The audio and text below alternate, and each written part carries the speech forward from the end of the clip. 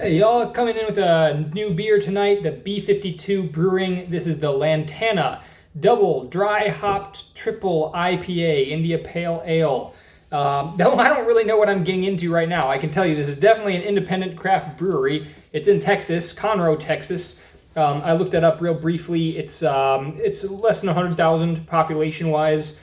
Looks like a very craft-focused brewery. I mean, they're doing some beers they only release in a single barrel that they only release at their tap room. I love how they had their series of IPAs named after like Texas plants. Lantana. This is the strongest, most potent one they had. It is 10.4% ABV. It's a double. What is this? Double, triple double IPA. I mean, super. Why did I choose that? Well, I wanted to see what this brewery did with such an extreme style. I've said before, I love IPAs. Double IPAs and triple IPAs. A lot of times I don't really enjoy drinking them all that much. It's hard to explain. You probably know what I mean. It's like, I'm definitely enjoying it. I mean, I take pleasure in drinking those insanely intense, hoppy triple IPAs and stuff, even syrupy, sweet with hops almost. But the thing is, it's not going to be my daily drinker ever. It's just too much. It's not even refreshing at that point. It almost takes effort to drink it. And I'm wondering, is this going to just take me a huge amount of effort? Am I going to be drinking this all night tonight? And I'm thinking, yeah, probably I will. Actually, I just realized I'm probably drinking this IPA the rest of the night now that I think about it. We'll see if that turns out to be a good decision or not.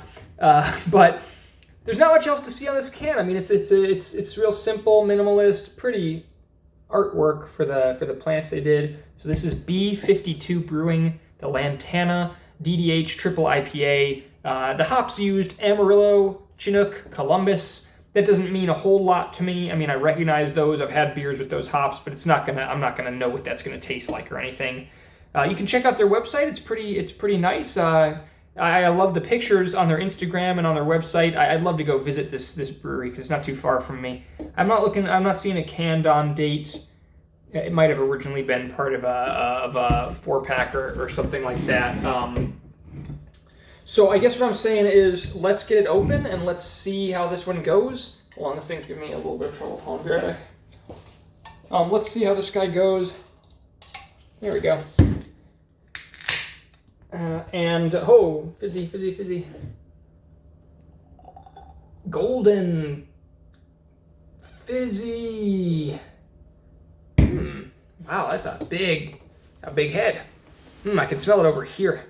I can smell it from here. Tropical, orangey, hoppy, piney, of course. Wow, but it has something else. It has a real...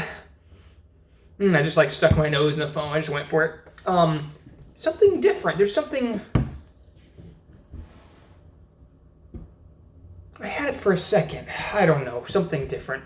What's the experience like? I'm excited. I'm a little nervous. I've now opened a 16-ounce beer that's almost 11% ABV.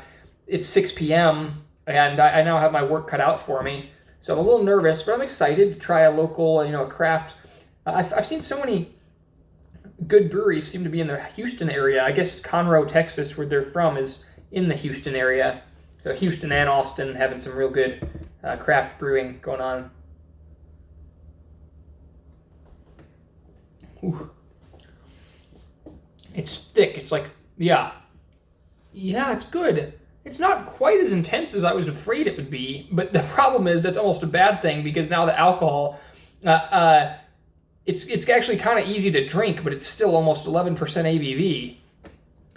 It does have some of that syrupy, thick quality. That I don't really like the word syrupy. That's not a very appetizing word, but I don't know what else to call it with these super mega IPAs where it's almost like there's hop resin, it's like honey hop resin sometimes you're drinking. And you have to be a committed hop addict to go for stuff like this. But if you are, this Lantana Triple IPA is good. It's good. It's actually pretty well balanced. Now, I feel like they give it a lot of body maybe with the malt. I'm sort of don't take my word for that, okay? I'm still learning, but it feels like that's what's causing the balance is there's so much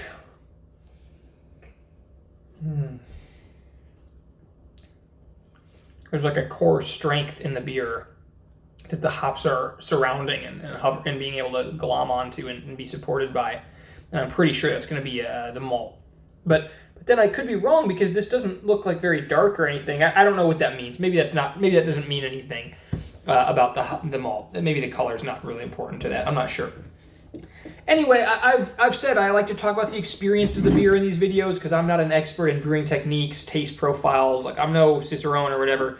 So I'm just going to say, if you like IPAs, you like Texas beers, you like intense hoppy IPAs, this is good. This is good. I'm starting to feel the alcohol warmth, but it's not a burn. I mean, I don't even like smell alcohol in this. I just smell like the honey rich golden hop syrup. And that's what everyone's looking for in their triple IPA, right?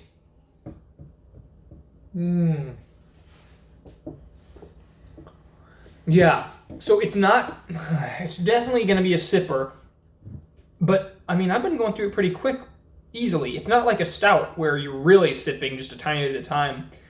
This is drinkable.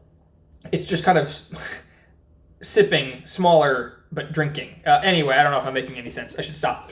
If you like this kind of stuff, go ahead and subscribe. I'm going to be doing a bunch more craft beer reviews coming up real soon. Stouts, IPAs, farmhouse ales, sours. So drop me a subscribe. Let me know in the comments if you've had any other triple IPAs you liked, if you've had anything else by B52, if you've visited them and seen where they are, or if you have any other beers you want me to try and get a hold of and try do a review of, recommendations.